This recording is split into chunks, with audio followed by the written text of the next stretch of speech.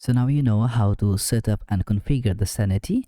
So you can feel free to go and just upload all the products and also as well as the categories. So you know how to extract the image and then upload it here. So what I'm gonna do to alongside start with, I'm gonna just go and grab a change the key here. So I'm gonna make that env file. And here I'm gonna change the credential, like I will just change the, what you can say, the project ID here. So I'll change it. So it will just load my initial project here, the previous one, which I can use.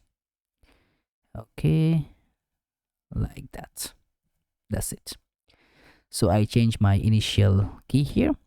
So now as you see, it's gonna just load it, my uploaded, the where I uploaded all the categories, and also as well I uploaded all the products. So it will focus through, and now I can pull the products right here. So right now, as you see, I have my categories, I have my product. So later on, once we're gonna just finish to set up our order criteria, so once after the payment, that time we'll be able to also get our products as well. So now how we can configure right now. So remember, we have one home banner. So I believe we keep the name as home banner. Yeah, home banner. So after home banner, I'm going to create another file, like I'll create a new component, which will be, let's say I'm going to provide a name for product grid.tsx or AFCE. Now this product grid also be called within my home. So if we just go in my app, and from the client, I will take the new app here, and after the banner, I'm going to just dump it my product grid. So it will be product grid. So right now, as we are having the product grid, we need to set up some more configuration. Why?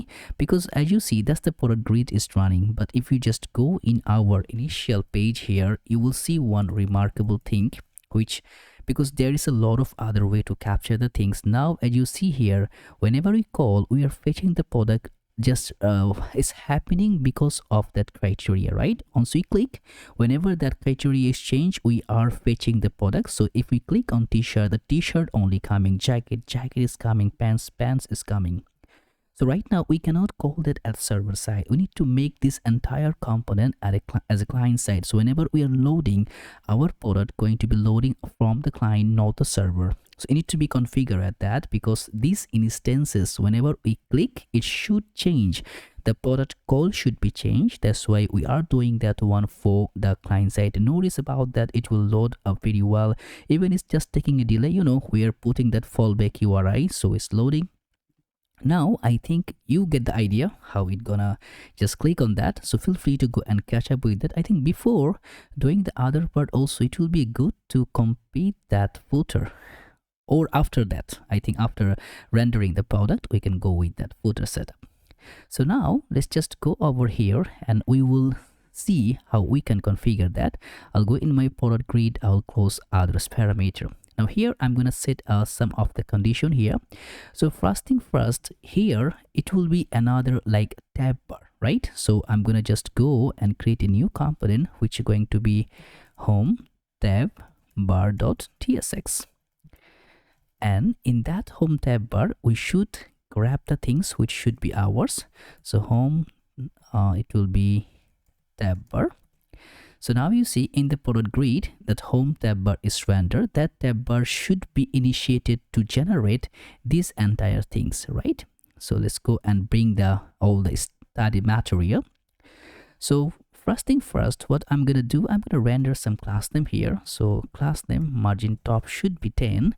So it will be put a gap on there. Flex should be column, and item should be center. So it will be aligned in that proportion. Now we will start working on home tab bar, but before working on that, we need to create one like state should be const. It should be selected, and it will be selected tab and set selected tab, and I'll keep that use state by default. It will be as, let's say I'm gonna keep it as an empty. Okay, so it will be as an empty right now. And later on, we're gonna also like make that other portions. And by the way, as you see, I think not now, later on we're gonna render. So now we're gonna just go and pass that. So we need to also provide that as a use client flag, because we still rendering everything as a server-side component. So now here in the tab bar, we're gonna just pass that one. So should be selected tab. So I'm gonna just go and pretty much mature on that. Selected tab should be selected tab, and set selected tab should be set selected tab. Okay, SE should be E there. So right now we have two different tabs. One is that selected tab, which we need to pass that, and one is that set selected tab. So both should be passed on our tab bar, because you know the tab, it will be rendered according to that, like the color, which other things we will just pass with that. And also you're gonna make an interface, and we're gonna pass the property as props, and in the props we're gonna be passing that as a selected tab, which will be, let's say it will be as a string. And also you're gonna pass that on tab select. I think we can make that one as on tab, because it's not looks good. I think we can make that on tab select. On tab on select. Yeah, that actually make a sense here. So try to just keep that, which can be make sense. So that would be simply a tab. You're gonna pass a tab parameter, which will be a string, and simply it will pass like a function. So now we have two parameters. Now we can destructure and grab that here. Should be getting the selected tab, and also should be getting that on tab select, and I will pass the parameter as the props. Now what we're gonna do, remember we need to grab our like the product type and other parameter which we can render. So to do that, we're gonna pass an array here. So if we go our constant file here, we're gonna generate a new array. Should be export const, it will be, let's say, product type, and here in that array we're gonna pass the value the way we want to render it. So first we're gonna pass the title. The title should be as, let's say, t-shirt, and then we're gonna also pass the value. Now I'm gonna just make it as a lowercase, so it depends on how the way you are going to render that one. So right now I'm gonna just go and like prefetch the similar parameter to just generate the product. Later on we will make it a more dynamic way. So first the title would be t-shirt, jacket, pants, hoodie, and shorts. Similar that, as you see, we have pants is loading, hoodie is nothing is there. The short, you know, the nothing is there as if you just see, we put the t-shirt, we'll check the value later on, because it will render the way we are preferring. So right now, as what's happening here, so we can just pass that value in this initial parameter. I'm gonna take another div, and on that div I'm gonna render our product type, and product type dot map, and here we will take everything as an item, and from the item we're gonna render simply a button. Right, in that button we're gonna pass that, let's say, item dot title, and also we're gonna put the key, which will be item dot title, as it's everything has a separate item title configuration. If we save, we should be able to see some parameter. As you see here, there is a t-shirt, jacket, pants, hoodie, and short.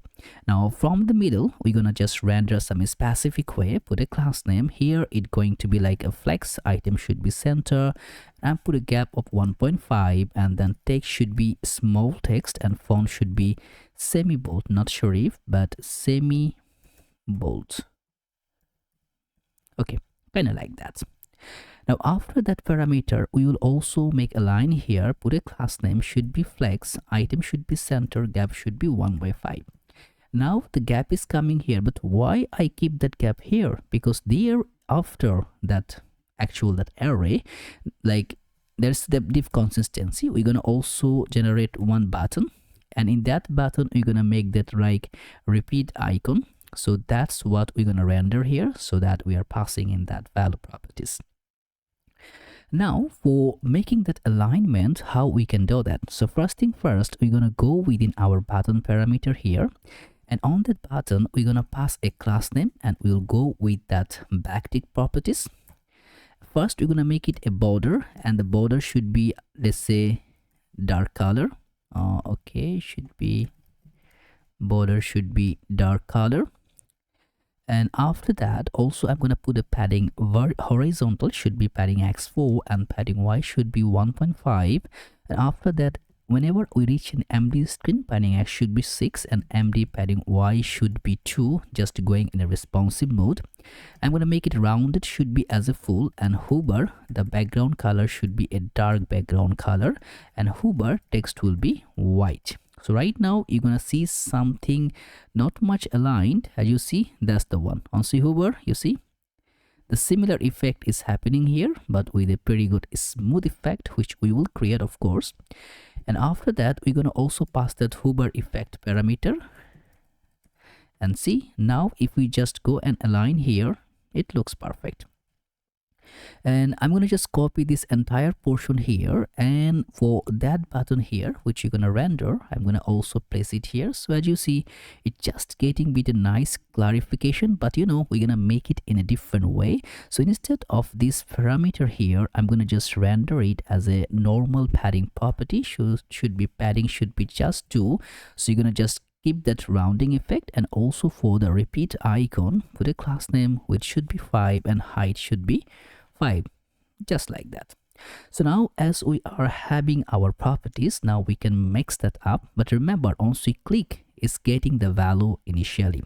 So right now we need to click an on click even. So after that key, I'm going to pass that on click even, and here I'm going to just pass that value, the on tab select, which will take the value as item dot title, right? So right now, if we just click, that should be selected. You can just feel free to log and see if it's fetching or not. But right now, what I'm gonna do within a backtick, if the selected tab is equal to the value of item.title, and I'm gonna just put a value property here. So the BJ should be dark color, text should be white. If I select jacket, t-shirt, pants, you can also go with the value. Doesn't matter, it will make a lot of sense here once you're doing it.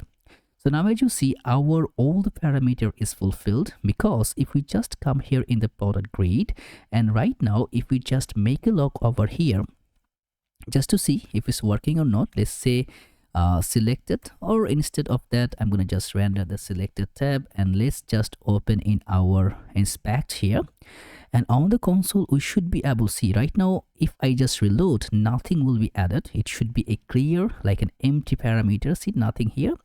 If I choose t-shirt there, jacket, pants, and other parameters, the way we want it to render, it just render like that. But first we want to select the first one, right now it's not selected anything. So how we can do that? Remember, we know the setup of that, right? So we know the product type. So first one, how we can go that, we should be passing that product type, and here we're going to take the first parameter, and from there we're going to just make the title, and if the title is not available, we can make it as empty. So right now, whenever we are just going to make a reload here, we should be seeing that one is selected, and the next, and the next, and the so on and on. It's just going simply amazing. So we are having that value, right? So once we are having that value, now we can call the product with that particular scenario. But how are we going to call the product, right? First, we're going to call the product because we need to call it in client fetch method, right? And to do that, remember, we have one file where we have the client. So like if we go back here and we just go back to our Sanity in the lib on the client. So that's the one which we're going to handle to render our client properties, by which we can get our client, because we have the project ID here, we have our dataset, API version, everything is just right here. We know how to configure that and how to get the data. So right now, what I'm gonna do here, we're gonna grab some more properties here, by which we're gonna just showcase the product. Let's say const, it will be products, and set products, and use state, I'm gonna just make it as an empty value, and also making the parameter loading, set loading, which will be use state. By default it will be as false. So we have two set of value. Now we will write a query, and how the query gonna work. So first thing first, we can go back here in our e-commerce backend. We can just go in the vision. Here we can write our query to check if it's working or not. So it's very simple to go and write in query. You just put a star mark and then the third bracket, and then after we need to pass the type. So what kind of type of query we want to run, and is equal to, remember, the name which we are providing there. If we just look and see in our code base here, and if we just go in our product type, you see the name which we provide here, name as the product. So it should be entitled the same name, otherwise it will not render. And if we have the product, and also let's say just we're gonna pass if we have the product, right? We're gonna grab everything, whatever the product we are having right here. You see we have 16 products, 16 properties. We are grabbing the product. So right now we don't want like that. See the variant here, the t-shirt. So we want only that particular variant. So and we're gonna pass the variant, and that variant is equal to, right now we're gonna just pass a simple variant. And if we fetch okay, the variant, we pass that, and after passing the variant, is it not available here? So let's see. Okay, I misspelled the variant. I think variant, yeah, variant. Now if we fetch, yeah, I have 8 items which entitled a t-shirt. And also, by the way, we can also make it like ascending or descending. Like say I'm gonna place it in an order which will be, let's say, name A as C. So the name should be ascending way. If we just fetch that one, so let's fetch again. And now as you see, we have a product name started with I think the name is at the top. Okay, we can just see it here. Let's say we will just grab that like that name, and it will provide us the name. Okay, I think, okay, that should be something. Let's say just giving the name. Yeah, as you see, we have adult, ultra, athletic, and if we want to make descending, is simply just passing that descending key, DESE.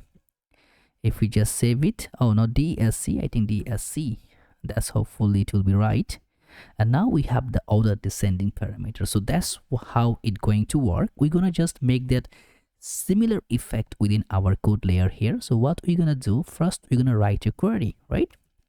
So const query is equal to, you're gonna go with the backtick. Remember why? Because we need to inject the variant according to the variant which we selected, right? So in that process, we're gonna pass underscore type, which is equal to, and that will be, let's say, product, and our variant. And now the variant, we will not hard coded it. Remember, we need to set the variant. The variant should be is equal to the variant which we want to provide, right?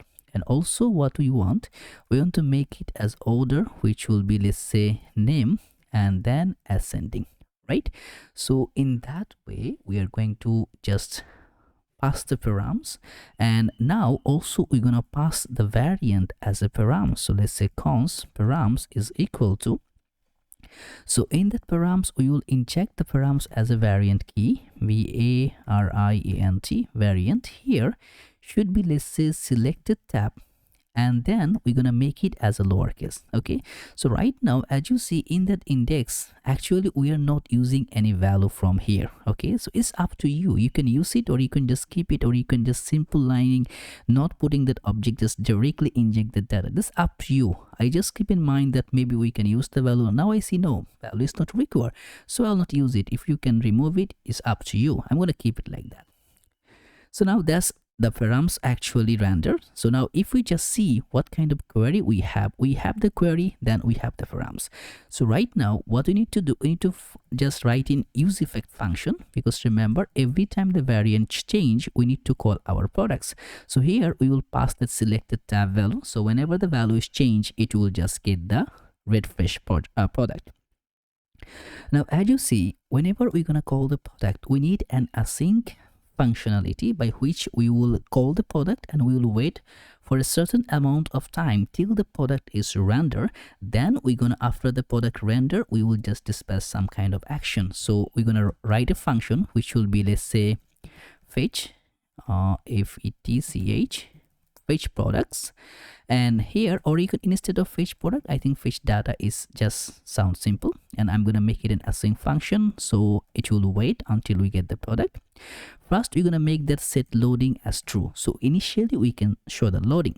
Then we're gonna make a try catch property, and if we have any catch, we'll just if we catch any error here, we're gonna just simply pass the log, and here we're gonna pass simply, we can also write that a product fetching error, and here we simply just pass the error. And after that, we will also generate one last parameter which will be finally. In the finally, we're gonna make that set loading as false. So we're gonna start loading from here, we're gonna make it false here. In the meantime, on the try block, we're gonna handle our operation. So const, we're gonna make it as a response is equal to await, because we're gonna call in the client like the Sanity server to get our data, and we're gonna wait till the time the data is fetched. Should be await, and then we're gonna pass the client from Sanity libs client, and then we're gonna make the fetch method, and here we're gonna pass the query, then we're gonna pass the params, and after that we're gonna also log our response. So should be not that await response. So now our function is ready. The one thing is pending is that we need to call the function at the parent layer. So fetch data is called. So now if we just go back here, and if we just check in the inspect, we should be able to see some kind of data is rendered. And in the log, we have nothing yet. If we just reload here, let's see if anything is coming. Okay, we have 8 product, right? And now we change the jacket. 3 product, we have the pants. 2 product, we have the hoodie, no product. And also in the short, no product, because remember, it depends on the title. So what I was just insisting to pass the message, because we pass the short tide, not the tide this one, right? We are not passing any value here. You can just simply remove the value if you want, I told you. So that's why it cannot fetch anything and not showing any product. Now we can also showcase the data, right? And how we can do it, it's pretty simple. Right now, as you see, for our product, we're gonna just simply here, we're gonna make that as, let's say, set products.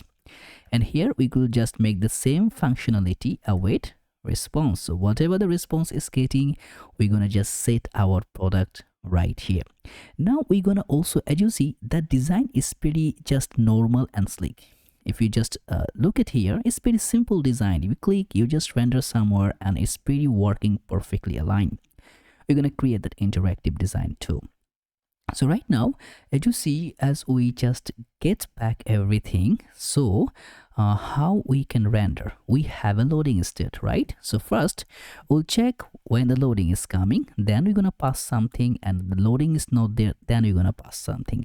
If loading is not there, we're gonna make that products.map, not the products type, products. Why the product type is coming? Products.map. And here we're gonna pass the item, and within that parameter, we're gonna just, right now we'll just simply render one, like say just a p tag. Okay, we're gonna just pass it as a item dot name. Okay, and right now, see, my TypeScript is not working, and no worries, we're gonna fix that. But when the loading is coming, we're gonna also render a div properties here, and within that div, we're gonna pass the value by which we can showcase that product is loading. I'm gonna just simply render a span tag, which will just say right now product is loading. Okay, just to see how it gonna look alike. If we click on t-shirt, you see, okay, no worries, we need to keep a key. So here, instead of just go on, we can just simply pass the key, which will be item.id, just to go out the error right now, jacket, hoodie, and also the loading type it will render. Now, as you see, the type error is not providing the type. Why? Now here, we we need to we want to set a number of things by which we can generate our type. So if we go in our package here, if we just go in the next Sanity package in npm, and we'll just go within our next Sanity, and in the next Sanity project, you just simply search for the type gen. That's actually this packages handle one parameter. If we just go with the type gen, as you see within the type gen, you can just gradually generate the type for the parameter. You can just simply go and see their documentation is still in beta feature, but it's working perfectly fine. Maybe once it will be just in stable version, just be coming in a quite a good way. Now here, how those things can work. As you see, you need to go in your studio folder, then Sanity schema extract, then it will extract the schema, then Sanity type gen generate, which will generate the type. So we can run one simple perif define like a simple command here, which will just say, let's say it will be type gen, and here we're gonna pass the value. It will be like say npx, and then it will be Sanity at latest, so it will also check the latest one is available or not, and then it will pass the schema ch schema, and then it will first extract the schema the way it has been said, and we're gonna also pass that another command which will be, let's say, at latest, and then it will be a type gen and generate. So this command, once we are going to type in our terminal, it's gonna do two things. First, it's gonna extract the schema, and then it will generate the type, right? So here we're gonna just simply run one single thing, which should be that npm run type gen. And after providing the type gen, we should be seeing one Sanity types, which will be generated here in our root directory, and where we can find all of our types. For right now, if you go back here, as you see the product variant layer, the product type for that set product, which doesn't have any type here. Later on, we can just fundamentally get one type. So let's just see. And you can just go now. You see what it did here: extracted schema, TypeScript types for 13 schema types, and 0 queries in 0 file into Sanity types. Why it's not render? I think Sanity types is generated. Okay. And here Sanity file asset viewpoint, yeah, it's generated the product. As you see, export product, which have the ID type product, created ad, updated ad. You see entire product type is right here. Now as you see also in the variant is rendered the way it's supposed to be. So we have no need to generate the types again and again. We can now use that predefined types within our application layer, and our application, it will be simply type proofed. And how we can do that? Simply, as you see in that UGState parameter, we can now simply pass a value here, which will be passing that, let's say, products. I think products query result should be. Why is okay? Or we can simply pass it here as product. Okay. If we are having the product, then dot. Underscore ID. Okay, I think that makes the sense. So it already is gone. Now we can just go and fetch everything which we rightly require. So first of all, I'm going to create one product card by which we can generate other data. Should be product card.tsx or AFCE. And here we're gonna I think I misspelled the name. Okay, let me get again. Product card. So should be our FCE. Why is not coming? Okay, it's just loading. Okay, product card. Now in the product grid, we can just really embedded that one. And how we can do that, instead of this p tag here right now, we will render that our product card properly. So first I'm gonna provide a div here. So within now to divide, So let's say div. Within the div, I'm gonna pass that product, not product grid, should be product card. Here I'm gonna pass that item. Let's say we can, instead of passing that item, we can also pass that as a product, as a single product here, and we can pass the value as a product, should be the product we have. And for the div here, we're gonna pass the key, should be product dot underscore id.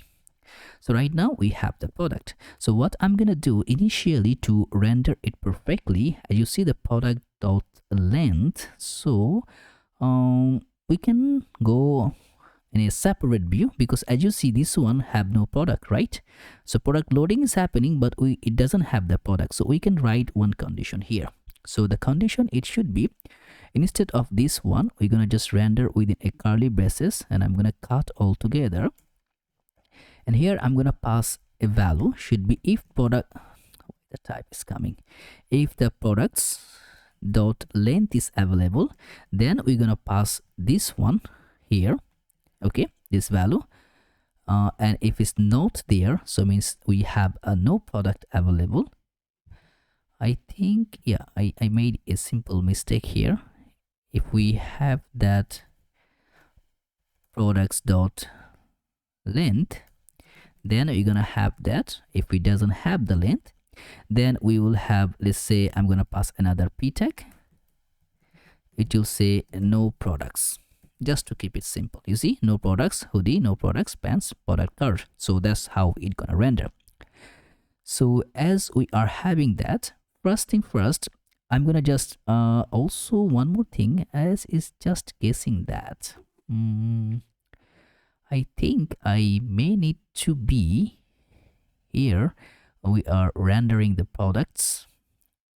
As you see that simple properties, we need to also this map, yeah, we also need to render it within a div, so that we can be able to, I think it's get a bit messy here. I think this entire thing is going to be come up. So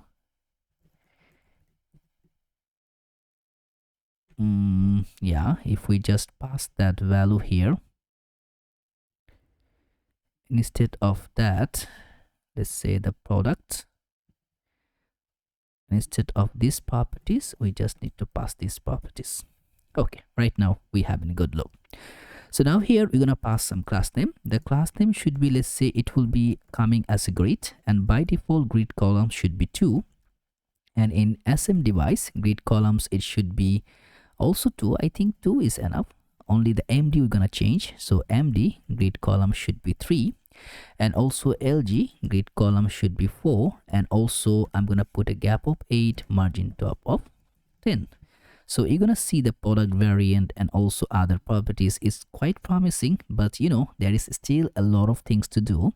So first thing first, you see the div here, so which making everything flexible in a proportion. I'm gonna see how much width is taking. So let's say bj going to be red, and here, okay, if I make a full width of the parent, yeah, right now it's working perfectly. Now it's talking. So as you see in the product, short, no product, pants, okay, let's say just go in the no product value, we're gonna just pass a simple components which will showcase that no products available.tsx. So that component is gonna render once we are having no products available. So that should be no products available, and we're gonna go in a very simple legit design here, which can make that, like, also we can pass the tab value here, right? If we just see in the production in the short, as you see passing the message perfectly, so that's the one we are going to create. So here we're gonna pass that the selected tab, not internal selected tab, which going to be selected tab, and I'm gonna grab it in my product value here. So in the no product available proportion, we can now match through it. First thing first, we need to pass two properties, one this and one also class name if we are rendering one more time. In the selected tab, it should be as a string, and also for the class name, let's say if we just put that class name, it should be also a string if it's available. Okay, right now we have no product available sign, and what we're gonna do, instead of writing that, we're gonna import the motion properties here. Motion from, let's say it will be motion /react. Now what we're gonna do, we're gonna go and define pretty simple context here just to render everything in proper way. First thing first, we're gonna generate some class name for that. Should be class name. We're gonna wrap it with cn just in case we are passing any other class name in future. Should be flex should be column, and item should be center, justify should be center, padding y should be 10, and min height should be 80. Okay, I'm gonna just put right now the padding y 10. After putting the products component, then we can make it more flexible. First, I'm going to pass a motion, then I'm going to pass a div here, h2 tag, which will say no product available. And after that, we're going to pass another properties here. So after having that motion div, we're going to render another motion.p tag, which going to say just simply it will render one properties that we, and also you're going to pass the an oppose. Actually, instead of rendering that, we can just pass it in a simple way, because it's just having to grab the text. What you're saying, we are sorry, but there are no products matching on that selected tab criteria at the moment. Hit save, and you see you're gonna just get the hoodie. And after, we're gonna also pass another motion div, which going to render our that properties. And why? It's just, you see the how simply design is happening, and you can see the value properly. That's what we are looking to create. So after that motion p tag, we're gonna also get another motion.div properties, where we're gonna pass a loader2 icon, loader2. And on that loader2, after that loader2 icon, we're going to also render one we should be and it should be, let's say, an oppose, and after that are restocking shortly. So, and the last parameter, which it will be another motion.p tag, and which will say please check back later or explore our other product categories. So that's the entire things, you see, that's the entire parameter. So we'll start working from the top. Remember why we make it that one as that sense. Now it will make a lot of sense here whenever we do that. So min height should be 80, and then space y should be 4 to vertical gap from 1 to 1, and I'm gonna keep entire text should be center aligned. You see, it's all are in center faces. And then bj should be gray of 100, and we're gonna make a rounded of lg, and width should be full width, and empty should be 10. Just put a gap from the top. Okay, right now you grab that. I think margin top, is it required? Yeah, it is required because we are not providing a normal potential there. So in that h2 tag, put a class name. Text should be, let's say, 2xl, and font should be bold, and text should be gray of 800. That's simple. We grab it, and I'm gonna put the motion later on. I'm gonna just pass the class name to make it looks perfect way. So class name text should be, let's say, gray of 600, bit of just a gray bit of text. You see, pretty simple. Okay, and after that, for this motion div here, so for the logo, like the icon, put a class name, which should be 4, height should be 4, and say text should be blue of 600, and space x should be 2. Okay, just to provide a gap there. And what I'm gonna do in that top layer of the div particularly, put a class name flex item center, and I will make that as, oh yeah, space X should be here, yeah, and the text should be blue of 200. That should be globally. So over here I'm not gonna work on that proportion. Okay, so right now as you see, that's providing that properties not to but to having the 6. You see that text. So there should be working with another things. We're gonna pass the animate should be spin, so it will automatically spin all time. Now the last one for these properties, put a class name which should be text should be Async, small text, and text should be gray of 600. So now our text is aligned. If you just check back here, as you see, if we just change the criteria and how one is coming from the top, other is just like all 4 are having some effect by which it render properly. So we need to create that scenario. And how we can do that is this, the motion div here, we're gonna make it first one. The initial render, it going to be, let's say the opacity should be 0, and also y it will be -20. And once the animate going to be happen, let's see, the opacity should be 1 and y should be 0 to just pass in a proper place. And in the transition properties, so the transition which we want to make a duration of 0.5, so that's the duration we're going to capture. If we if we go back here and try this time, you see how it's just coming from the top to bottom layer. And for that P1 here, we also going to render some of the things. Now here, as you see, it should be 2 value. First the initial, and their initial the opacity should be 0, right?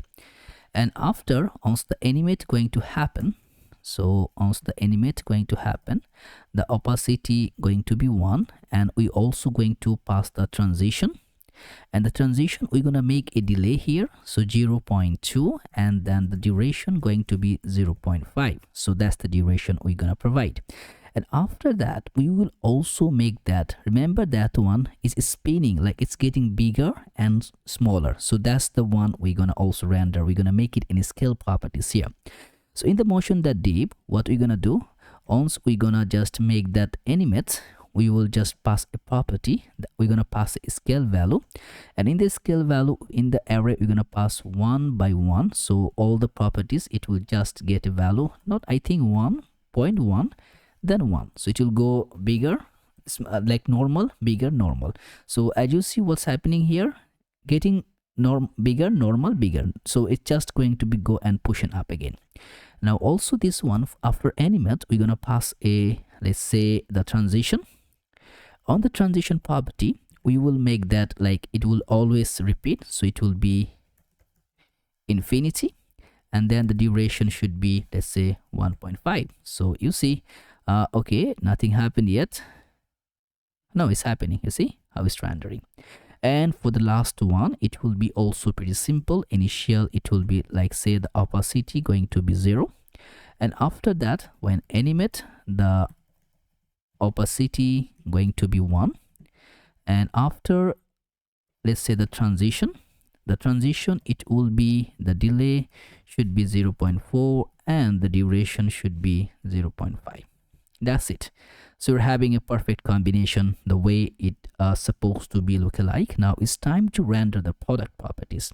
So as soon as we did that, also one more thing is there. Once our product is loading, remember there also having to be an property here. If we just make the null properties here, we can see our loading instance. You see the loading, product is loading. We can make that one also, make it looks better. Put a class name. Before putting the class name, we will also render a motion div. So first we're gonna render that motion here.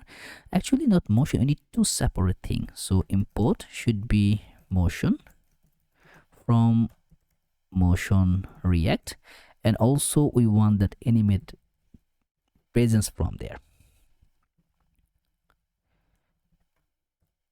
Okay, these 2 value we are going to let it work from here. So what I'm gonna do, I'm gonna just cut it all together, and then I'm gonna pass a, let's say motion.div, and here in the div we're gonna render. So before the product is loading, we will render one icon which will be the loader 2 icon, And here also for that loader to put a class name, width will be 5, height will be 5, and animate spin.